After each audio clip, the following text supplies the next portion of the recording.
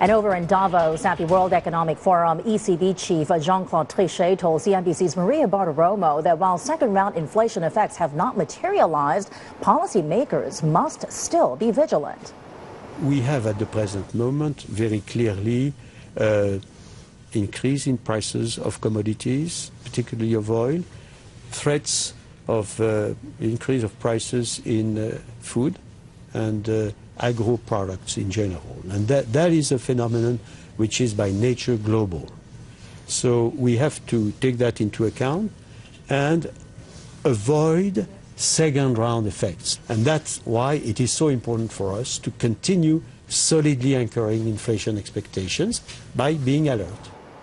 And we are looking out for German inflation numbers today. Well, let's get out to our first guest. He is Jim Rogers, chairman of Rogers Holdings. He is on set with me at our SGX studios. Well, delightful to see you, and a belated Happy New Year to you. We talked about a lot of things in the year 2010. In fact, we met about 5 or 6 times, and you made some specific calls. You said that you were buying commodities, especially gold, silver, base metals, etc. And what I found most interesting is at the height of the Eurozone crisis around May or June, you were saying you were taking the contrarian view and buying the euro. The euro was below 120 then. As we worry about inflationary pressures, especially here in the Asia Pacific and also even in the parts of Europe, what are you buying now? Well, Chloe, even I get it right sometimes. You know, I make a little money. Right. I make a little money every once in a while. I'm not buying much these days. Renminbi, I guess, I would be buying. Agriculture, I'm still very optimistic about, but many agricultural prices are up a lot now. Maybe you could buy some rice. I'm not buying rice right now, but as I look around, many things have gone up. So sometimes you're better off just looking out the window or watching TV. Jim, it's good to see you now. In the past, you've said that you see oil heading towards $150 a barrel and beyond. Now, when do you see that happening? Because at the moment, no OPEC member has expressed a desire for prices that high. And then you have spare capacity, on the other hand, that can be used to ease some of those constraints. Well, Yusuf, it's certainly going to go that high during the bull market. The bull market's got several more years to go. I would like to know where all this excess capacity is in OPEC. You know, they've been lying about their capacity for 25 years or so now. The IEA, the International Energy Agency, is going around the world begging people to listen that known reserves of oil are in decline, and we're going to run out of oil if something doesn't happen in the next decade or two. No, it's $150 may sound high, sound dramatic, but it's, given the facts, it's not so dramatic.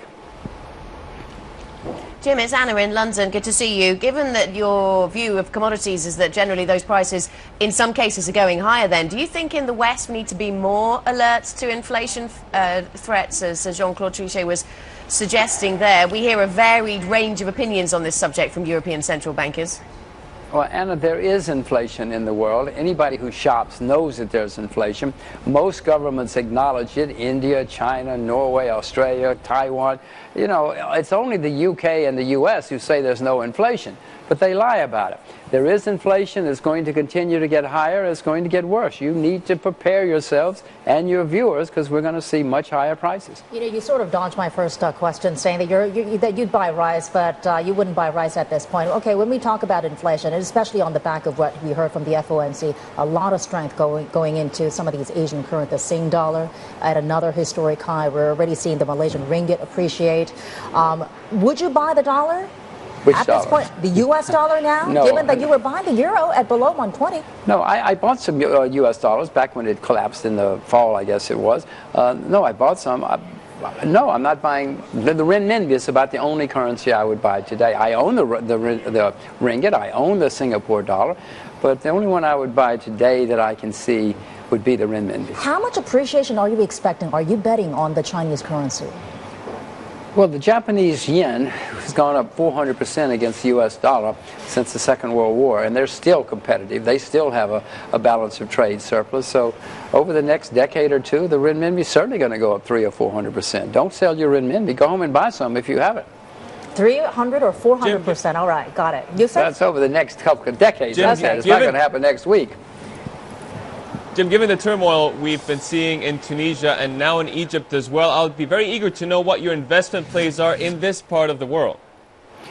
Yusuf, you're going to see higher food prices. You're going to see more governments topple in the next year or two, because food is the most dramatic or the most important to many, many people, especially when people are unhappy anyway, and then you have food prices going up. That's the snap. That's what causes people to get into the streets. So you're going to see more governments failing.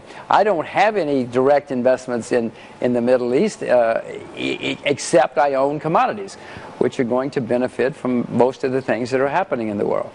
Probably, and certainly it's early days into 2011, but we're seeing plenty of traction on that front. Thank you so much, and safe travels to Tokyo tomorrow. Thank you. Great to see you. Jim Rogers there, chairman of Rogers Holdings.